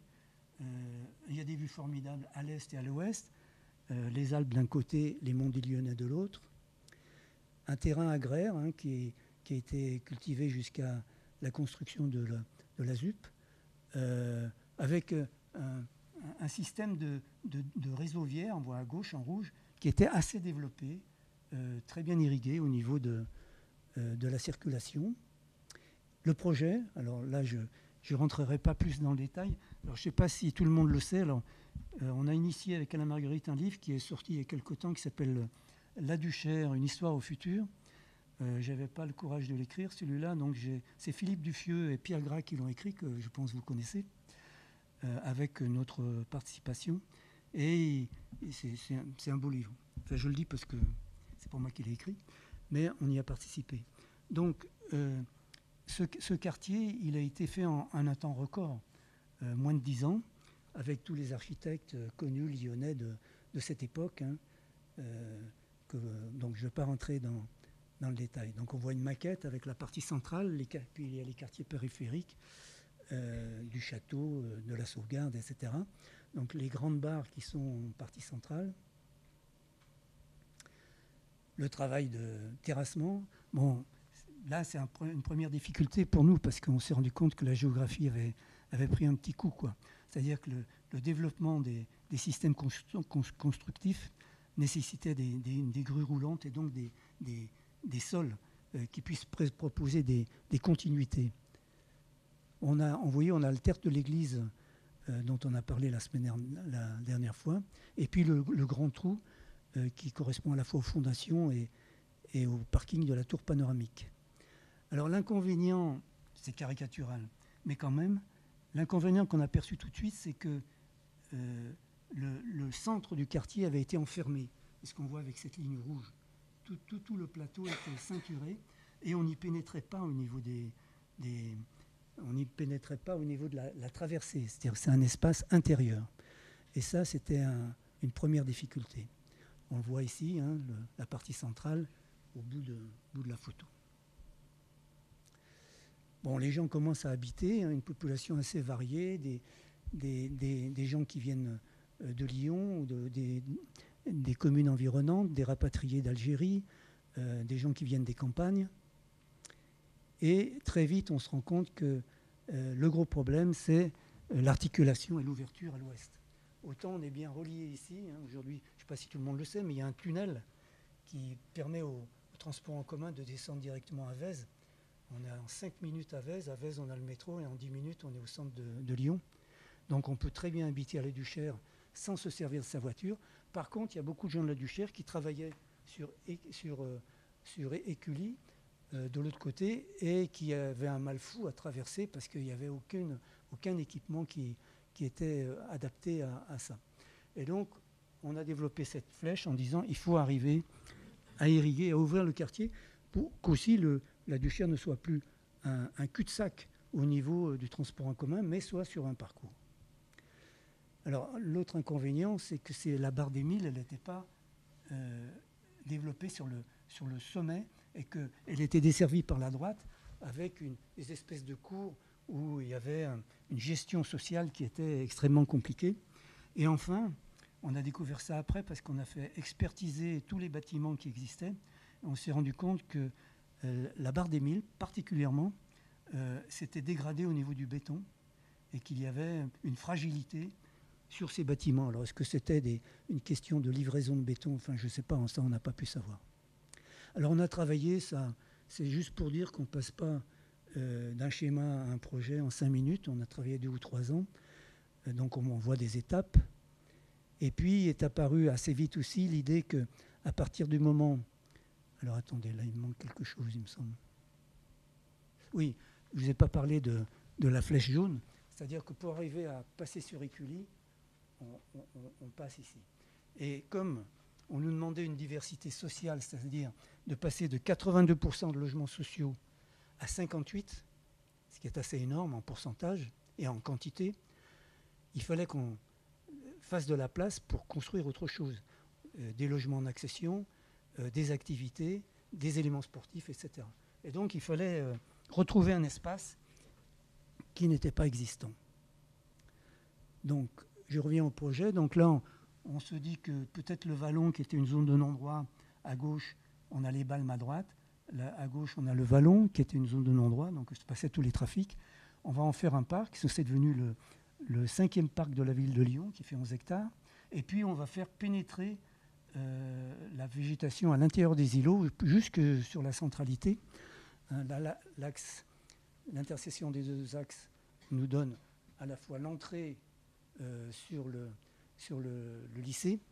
Le lycée je crois qu'il y a 3500 personnes, enfin à la fois élèves et enseignants, très cotés avec ces post-bac. Donc, on va faire monter la végétation. Pour ça, ça impliquait que les parkings soient sous les bâtiments. Donc, le projet se précise. On voit l'axe est-ouest, l'intersection des deux. La démolition, dont je parlais tout à l'heure. L'avant-après. Alors, ce qu'on voit, on voit bien toutes ces nappes grises sur le plan là-bas, c'est des parkings. Ça fait à peu près 6 hectares, 6 à 7 hectares. Et à droite, il n'y en a plus du tout. Bon, ce n'est pas miraculeux, je vais vous montrer pourquoi.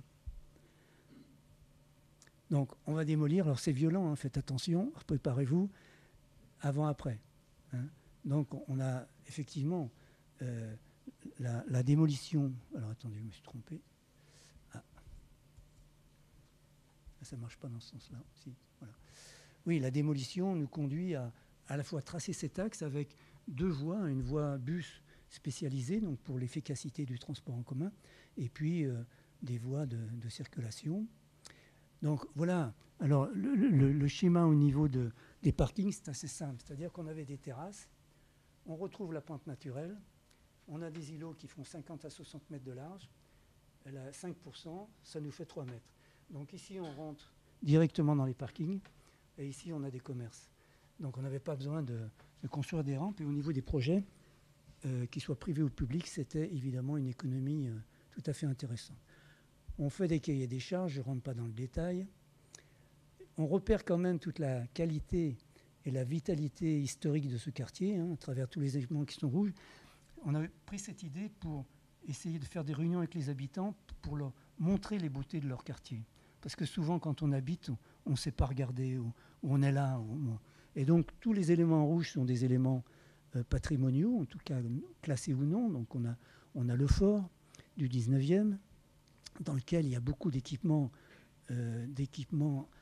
forts, hein, une piscine, un terrain de football qui a longtemps été le second football de l'équipe de Lyon. Un temple d'amour, ça c'est la soirée lyonnaise, c'est-à-dire que les gens importants de la soirée lyonnaise au 19e avaient compris qu'on respirait mieux là-haut que dans la vieille ville. Et donc il y a des restes comme ça. Le bâtiment de Jean Dubuisson, qui est une très belle barre avec son dessin assez magnifique, les logements tous traversants avec des vues sur Lyon incroyables, et surtout une entrée en double niveau qui est complètement vitrée du côté de Lyon, et on a des vues sur la ville qui sont magnifiques. Et il y a 20 ans, il y avait encore les fauteuils en cuir d'origine qui ont disparu depuis pour faire les petites rencontres entre voisins. La tour panoramique de François-Régis Cottin, dans sa version sans le U et avec le U. Bon, le U a été une grande discussion et aujourd'hui il est en train de terminer de se restaurer. Parce que, pourquoi la grande discussion? C'est que les normes ont changé et on a un IGH au milieu. Ça a été longtemps le plus haut bâtiment d'Europe d'habitation, ce bâtiment de 100 mètres de haut. Et aujourd'hui, on ne peut absolument pas garder des fenêtres dans toute la partie intérieure si on n'a pas 8 mètres, c'est problématique. Bon, juste une photo parce qu'il y a 4 très belles églises, toutes différentes. Alors, moi, j'ai ma faiblesse, c'est celle du plateau, celle de François-Régis Cottin. Elle se visite parfois, renseignez-vous, c'est une grande émotion. Qu'on croit ou qu'on ne croit pas, on rentre en crypte par-dessous, c'est merveilleux. Je vous invite à la visite. Et puis, un château d'eau qu'a construit François-Régis Cottin, qui est très très beau aussi, avec un ingénieur qui, je crois, s'appelait Bonne Famille. Des œuvres d'art. Là, c'est une œuvre d'art de Serge Boyer, où il a représenté les 108 os du corps humain. Alors, on a développé les outils du projet. C'est-à-dire que ce qui est intéressant dans les projets urbains, c'est la capacité qu'on a d'inventer des éléments de présentation et de représentation. Donc, c'est une maquette qui fait pas loin de 50 mètres carrés, qui prend tout le quartier, au-delà même, et qu'on va pouvoir adapter et aménager, qui se décompose en modules, donc on peut transporter par partie. Vous voyez, ça sert à présentation, ça sert au travail. Là, on voit avec le maire, M. Bunat, qui malheureusement est décédé depuis, et puis Alain Marguerite et moi, autour, qui développons et expliquons les objectifs qu'on poursuit. La maquette, qui passe à droite, on a encore les modules plexiglas, et on le remplace par les vrais projets. Les grands messes, comme je dis, c'est-à-dire les réunions où le maire est présent quand on doit démolir un bâtiment, ce n'est pas nous qui pouvons informer les habitants. Le travail qu'on a fait avec des groupes d'habitants très très nombreux sur des espaces particuliers.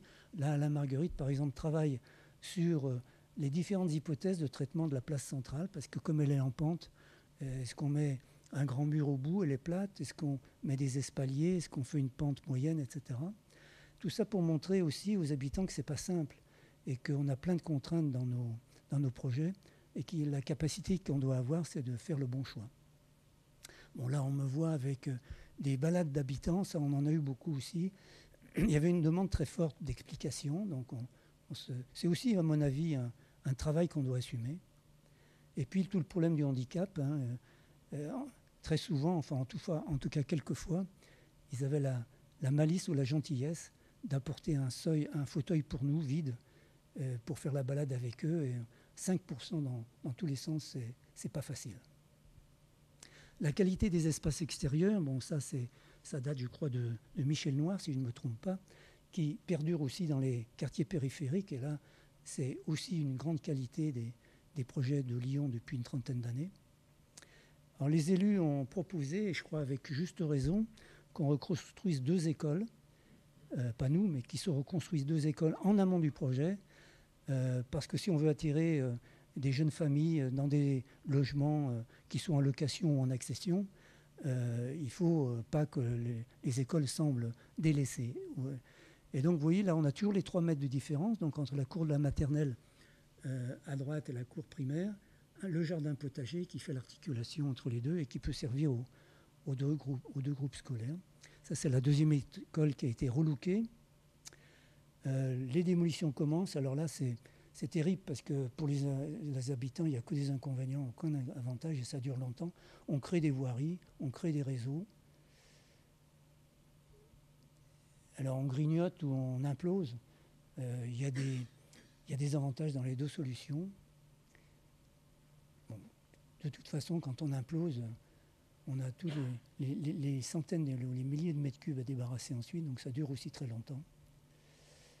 On a développé ensuite des projets à travers 3 zones centrales qui ont fait l'objet de 8 concours simultanés avec beaucoup d'architectes pour avoir une grande variété, et puis 2 jours de choix de projets, de réception des candidats, etc., qui ont conduit à une première tranche avec des images qui à la fois respectaient complètement les volumétries qu'on avait définies et qui, d'un autre côté, proposaient une grande variété d'images. Voilà. Bon, le chantier avance assez vite, hein, malgré tout. Alors là, l'athlétisme, ça a été assez compliqué parce que c'est un bâtiment de 100 mètres de long à construire sur un terrain en pente à 5%. Donc on part de zéro d'un côté, on a 6 mètres de l'autre. Donc on s'est débrouillé pour demander au lauréat du concours de définir une structure de poteaux qui soit compatible avec un parking où on pourra loger un jour entre à peu près 375 places de parking, si c'est nécessaire. Donc on voit aujourd'hui il est fermé, mais il pourra s'ouvrir demain et peut-être être vivant en façade. Bon, voilà de l'intérieur. Il y a un grand espace, on a l'impression que les poutres sont basses, mais c'est parce que je suis en haut des pistes. Il y a aussi, on a construit des îlots sur les balnes pour prolonger notamment, on a rogné un peu sur l'espace du lycée, pour prolonger des cheminements piétons horizontaux qui passent par la Maison des Jeunes et de la Culture. Voilà, donc un habitat collinaire tout à fait intéressant. Après, il y a la dimension végétale. Alors, on voulait donc planter les cœurs d'îlots, donc il fallait que les gens puissent s'en occuper.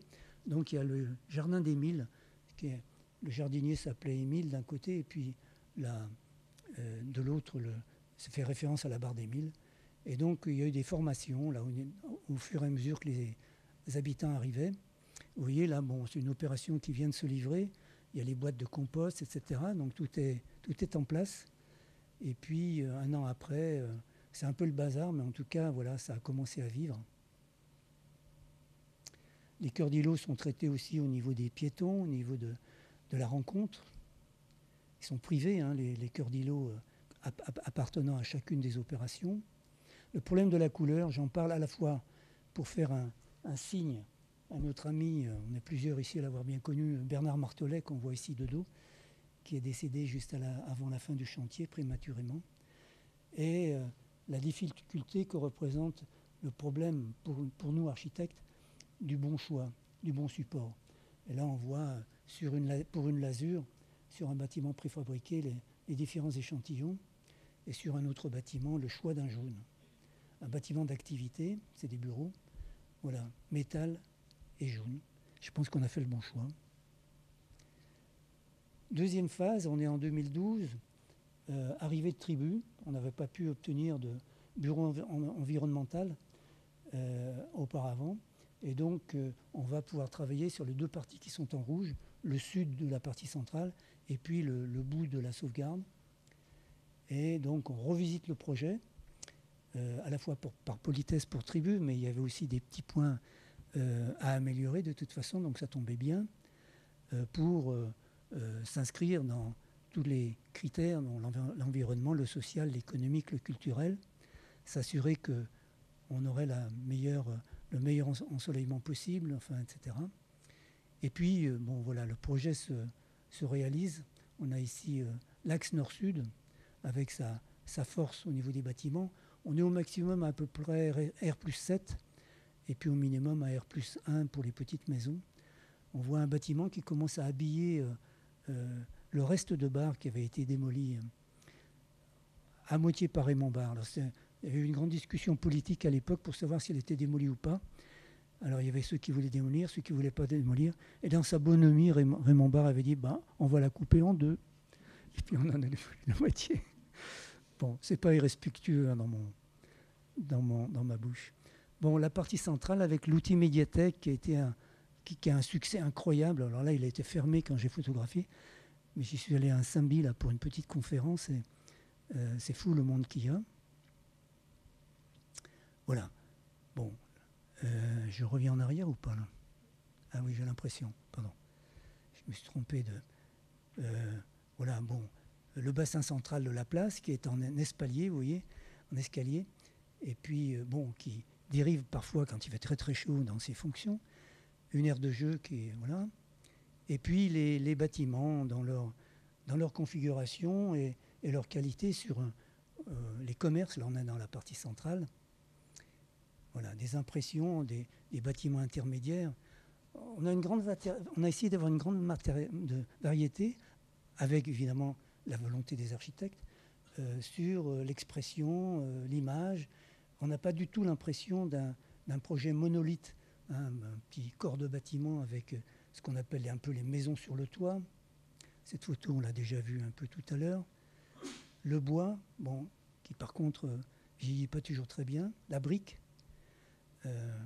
Très très bien mise en œuvre sur cette opération de logement intermédiaire, le métal. Et puis voilà la lasure qui a été épousée. Vous voyez, on est bien dans la couleur béton et c'est pour ça que c'était le bon choix qui a été fait. Tout le problème des pentes des rues transversales qui sont à 5% et donc dans tous les raccords, très minutieux et très compliqués, parce que 5% ça fait vite des centimètres. Bon, quelques mots sur le jardin central, avant de parler du parc pour finir. Le jardin central, on a eu l'idée... alors, il permet aux enfants, si les parents ne sont pas arrivés, d'avoir une voirie où on ne passe que les déplacements doux. Et puis, devant ce jardin qui s'appelle le jardin Averroès. Et on a installé des sculptures et c'est devenu quelque chose de très compliqué. Il y avait un budget pour ça. C'est devenu compliqué parce que... Alors, je ne sais pas dans quel ordre, mais peu importe. Le jardin appartenait à la ville, mais les sculptures appartiendraient à la communauté urbaine.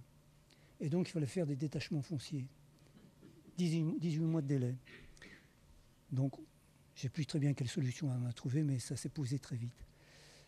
Bon, voilà je trouve que la dimension de l'expression de l'art, et notamment de la sculpture, est aussi importante dans ces quartiers. Elle existe dans tous nos quartiers anciens. Il faut savoir la trouver. Alors pour terminer le parc de 11 hectares, alors c'est un parc qui a une double fonction, c'est un parc d'une part, où on se promène, et puis c'est 26 000 m3 d'eau en capacité de retenue. Pourquoi? Parce que lorsqu'il pleut, ce vallon va inonder Vèze, mais inonder Vèze très fortement. Et donc voilà, c'était un élément du concours qui a été donné aux paysagistes, d'où ces gabions. Là on est dans la deuxième réserve, et en dessous il y a la première réserve. Alors ce n'est pas le parc de la Tête d'Or, c'est un parc champêtre si vous voulez. Hein. On taille la pelouse ou pas, on la taille à certains endroits. Ça permet aussi ces barrages de faire des transversales et donc de relier les quartiers qui étaient complètement opposés avant, qui sont à Écully, et donc retrouver une mixité, des échanges de quartiers voisins. Et il y avait des arbres déjà beaucoup plantés, et il y a des ambiances tout à fait magnifiques, avec des jeux pour les petits, des jeux pour les grands. Voilà, des images. Alors, si vous voulez le voir, ces photos ont été prises le 1er mai, il y a quelques années. Il est fleuri naturellement et très très beau en ce moment. Donc vous pouvez faire une promenade dominicale. Voilà, merci de votre attention. Je vais terminer. J'étais peut-être un peu long.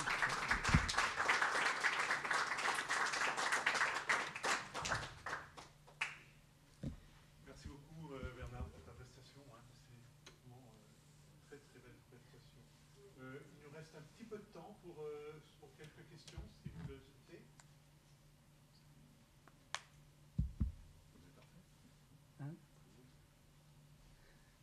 Monsieur Dumétier, faites attention à la question que vous avez posée, j'espère que ce n'est pas critique. Je n'ai pas montré le bâtiment que tu as réalisé, mais c'est aussi un beau bâtiment. Ben, écoute, merci. Non, je voulais revenir sur ce que tu as dit tout à fait au début, où on a toujours une espèce de chose très forte en disant qu'on grignote, que l'extension des villes grignote un département par an, je crois. Non, tous les 7 ans. Tous les 7 ans, oui, pardon.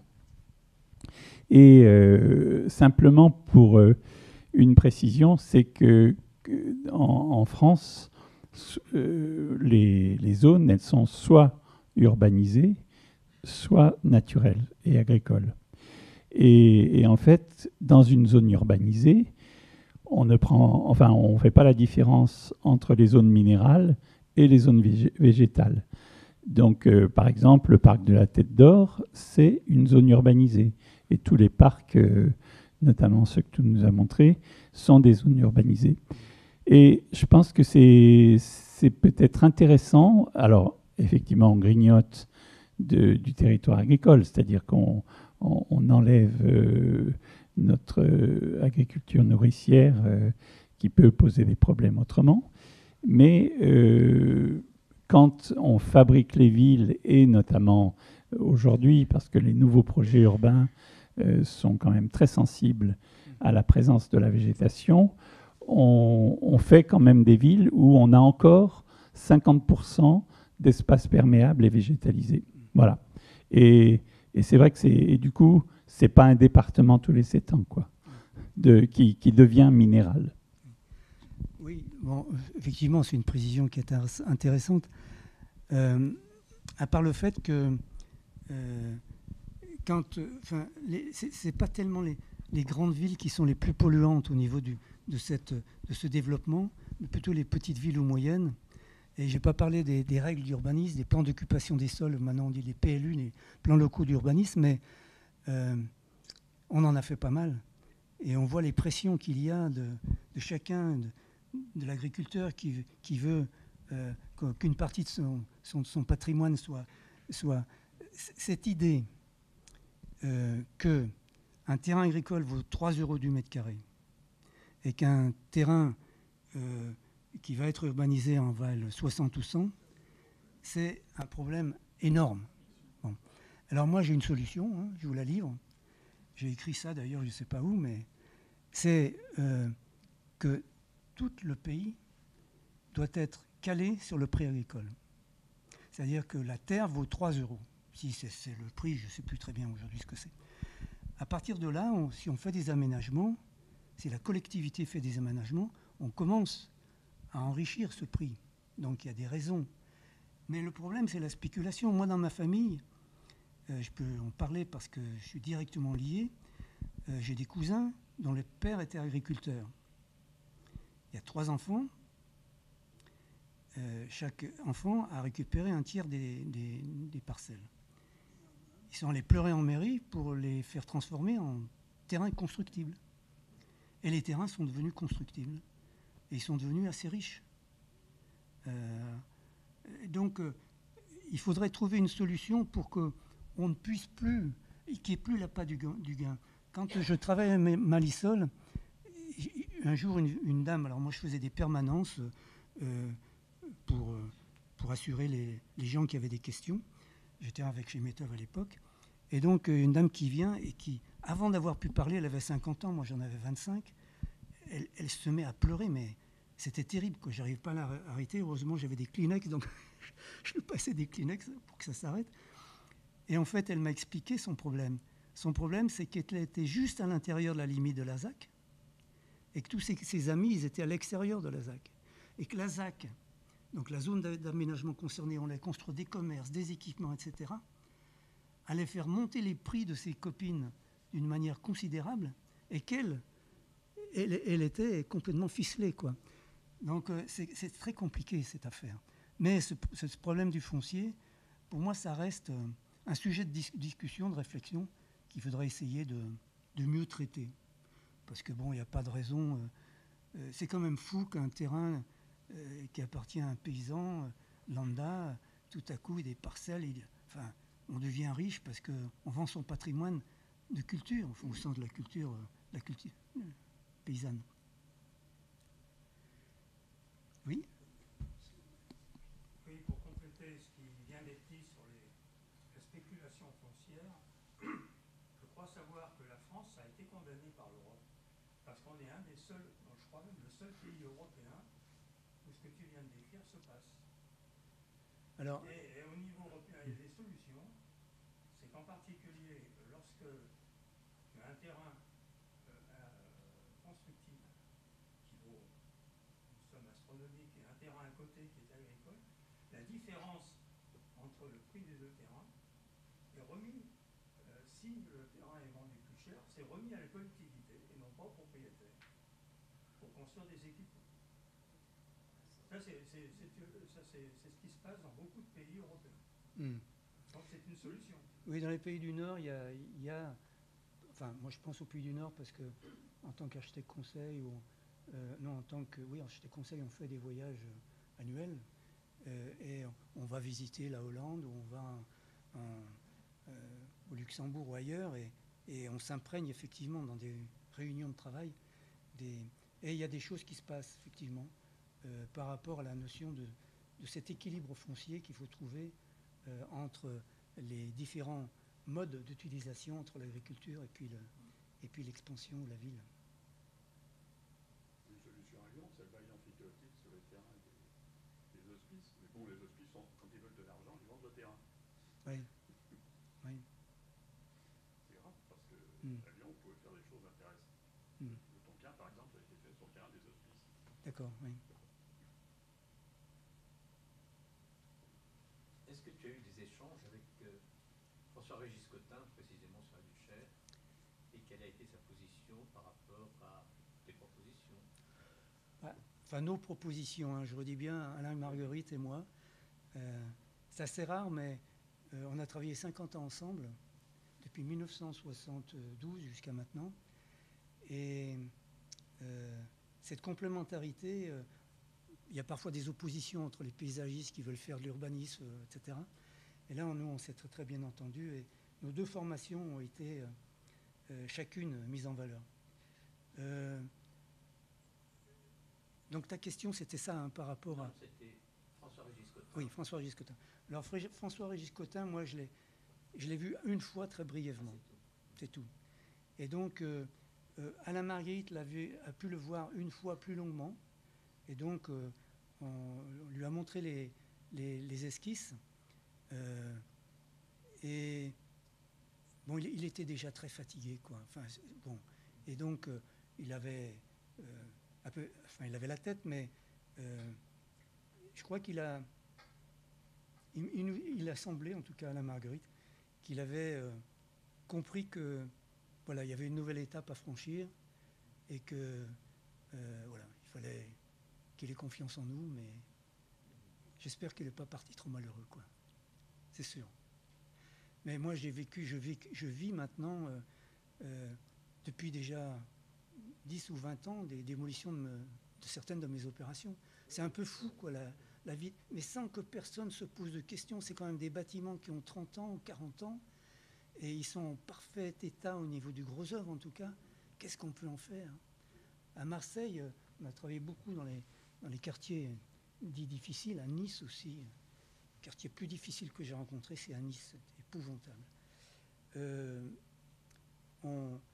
Il y a un bâtiment qui devait être démoli parce qu'il était au contact d'une voie autoroutière. Et il y avait du côté de la voie autoroutière une coursive. Donc il y avait l'abri de la coursive, mais les logements étaient quand même très pollués par le bruit. Et donc ils avaient prévu cette démolition. Donc on me dit, réfléchissez-y un peu, mais c'est la solution. Et donc moi je reviens 8 jours après avec l'idée qui n'était pas du tout attendue, c'est de faire des bureaux dans ce bâtiment. Parce que ce bâtiment qui était contre l'autoroute, il était ensuite développé à l'arrière par beaucoup d'autres bâtiments. Et si on démolissait ce bâtiment, tout le bruit de l'autoroute allait pénétrer et polluer non plus 50 ou 100 logements d'un bâtiment, mais 5 ou 600 logements qui étaient autour. Et donc, le bâtiment de bureau, d'abord, on n'y dort pas. Et puis, on pouvait avoir un investissement suffisant parce qu'on allait désosser les choses.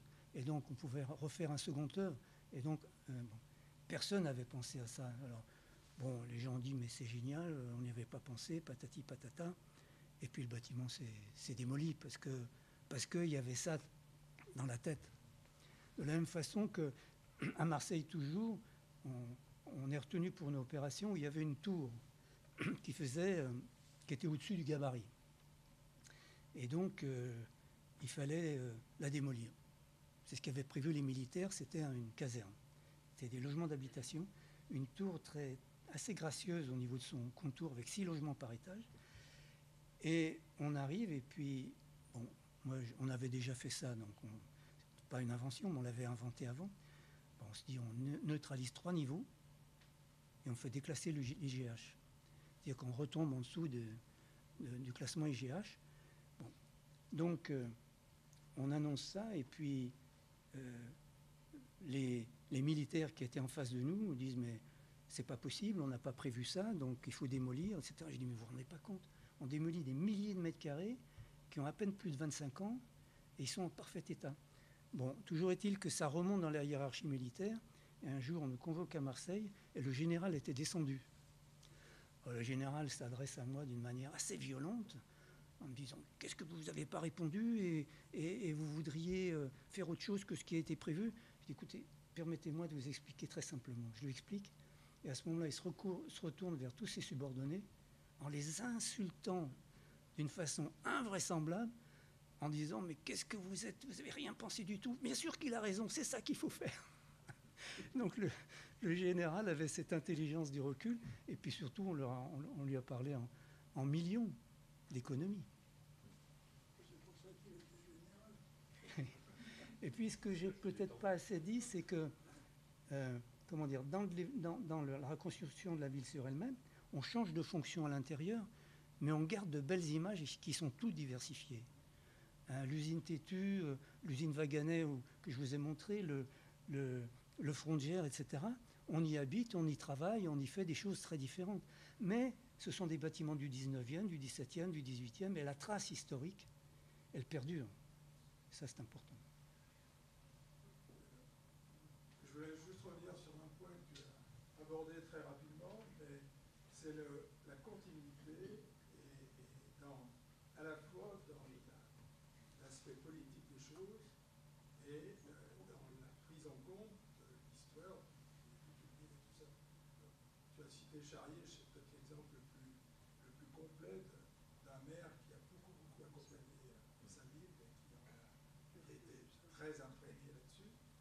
Qui ça? Je pense aussi que tu as soulevé plusieurs exemples où le technicien, l'urbaniste, l'architecte doit garder beaucoup d'humilité et beaucoup d'écoute.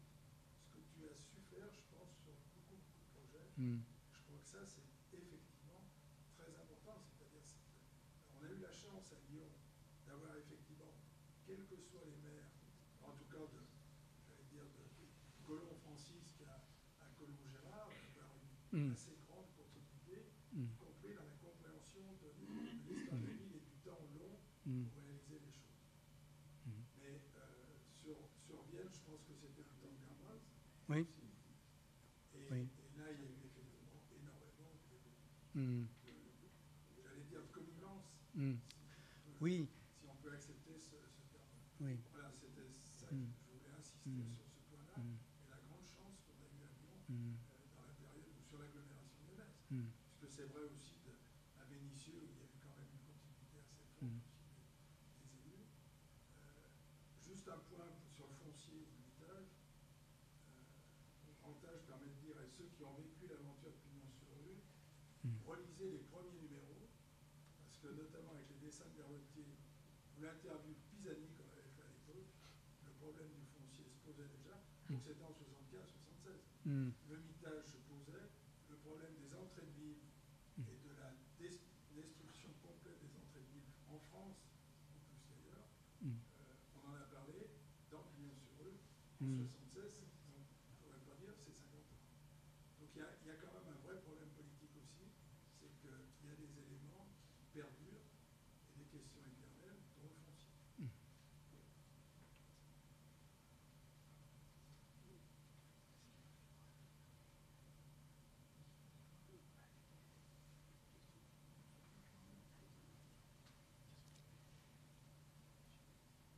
Tu veux poser une question maintenant?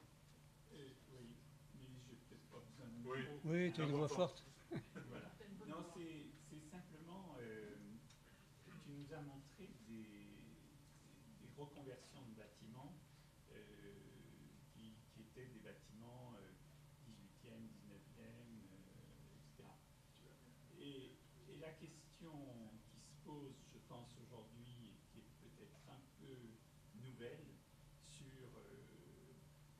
la notion de patrimoine, c'est le patrimoine 20e récent. Quand je dis récent, notamment, je pense aux grands ensembles. Et les grands ensembles, pour moi, malheureusement, j'ai été confronté en tant qu'architecte conseil de l'État à des projets de démolition de grands ensembles sur lesquels tu as peut-être travaillé. Je pense aux Briques Rouges à Vigneux-sur-Seine, qui est un projet Chemetov a travaillé, oui, mais pas moi. un projet de Paul Chemetov, qui est un grand ensemble absolument Oui, magnifique. magnifique Oui, et oui. très intéressant. Mm. Et il est menacé d'être démoli, tout simplement parce que les procédures aujourd'hui de la politique de la ville avec l'ANRU, on finance les démolitions, reconstructions, et on ne sait pas financer les réhabilitations de bâtiments comme ça. Et c'est un vrai problème. Alors je pense à ça, je pense aussi dans la région parisienne, à la Butte Rouge, à Châtenay-Malabry, qui est une des premières grandes cités-jardins françaises, dont la construction a duré quasiment 40 ans, et qui est aussi menacée. Alors que ce sont des quartiers à la fois très intéressants d'un point de vue urbain et assez qualitatifs d'un point de vue architectural et expression architecturale. Et on sent bien qu'aujourd'hui, alors je ne sais pas si tu intervenais aujourd'hui sur la Duchère, si tu n'aurais pas eu envie de garder les bars. Moi, très sincèrement, j'aurais envie de garder les bars et de voir ce qu'on pourrait en faire, alors que la démolition, reconstruction, tu le disais, c'est quand même terrible d'un point de vue énergétique, et on a des vraies qualités. Mais on a un problème, c'est-à-dire qu'on a mis en place une politique de la ville avec les procédures en rue, où on croit résoudre les problèmes sociaux en démolissant, comme si c'était l'architecture qui fabriquait les problèmes sociaux. Et donc on est dans une espèce d'aberration de démolition-reconstruction, tout simplement parce qu'on ne sait pas virer des familles difficiles dans des immeubles existants ou les déplacer autrement qu'en démolissant. Donc c'était l'idée on refait la ville sur elle-même, mais je pense que la notion de patrimoine 20e, qui est, pour le moment, on a quasiment mis une croix sur toutes les constructions des années 60-70 en disant ça, il faut démolir. Regardons de manière un peu plus fine, parce qu'il y a des choses extrêmement intéressantes. Bon, la réponse par rapport à la Duchère, on s'est posé beaucoup cette question avec Alain Marguerite. Il nous semblait... Alors, bon, déjà, il y avait le problème, enfin, je l'ai dit, c'est pas pour trouver une excuse, du problème de la durabilité au niveau de la structure de la barre des Milles. On n'a pas eu d'explication pourquoi par rapport aux autres barres, mais visiblement, il y avait une usure qui, à terme, pouvait poser problème. Bon. Par ailleurs, il y avait cette commande politique, c'est-à-dire... d'une part, il y avait l'ouverture sur le parc aussi, bon, etc. Mais c'est vrai que c'est sûrement le quartier où on a le plus démoli en quantité, quoi. C'est-à-dire qu'on a démoli à peu près 20% puisqu'il y a 5500 logements, on en a démoli 1000, 1200. Il y avait l'attraction du parc, hein, l'ouverture.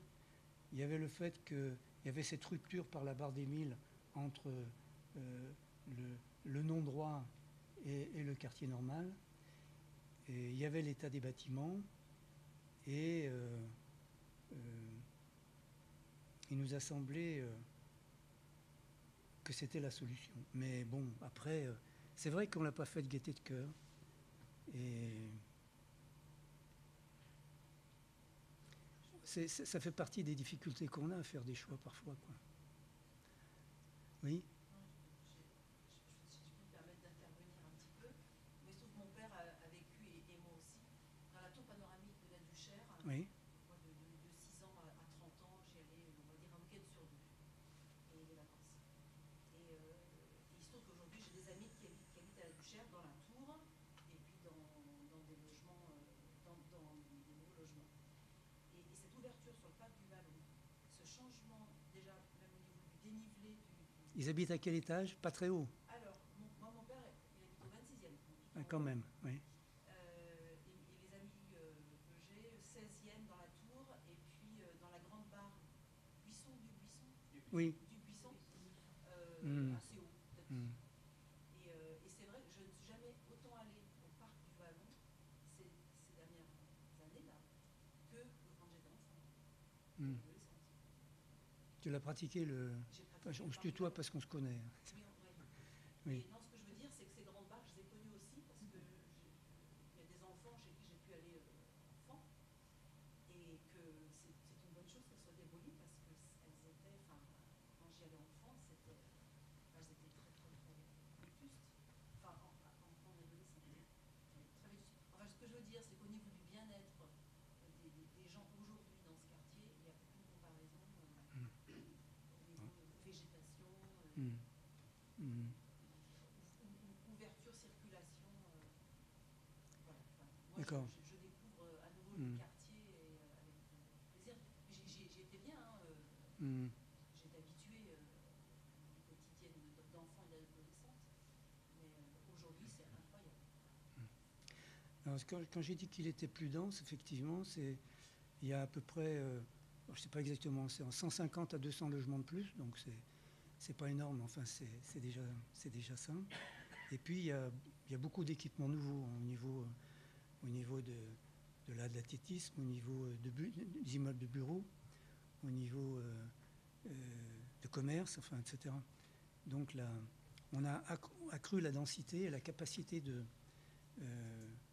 dans le sens de la reconstruction de la ville sur elle-même dont on parlait tout à l'heure. Voilà, on a des contraintes horaires, je suis désolé, donc on va conclure sur cette question. On va remercier de nouveau notre conférencier, Bernard Paris.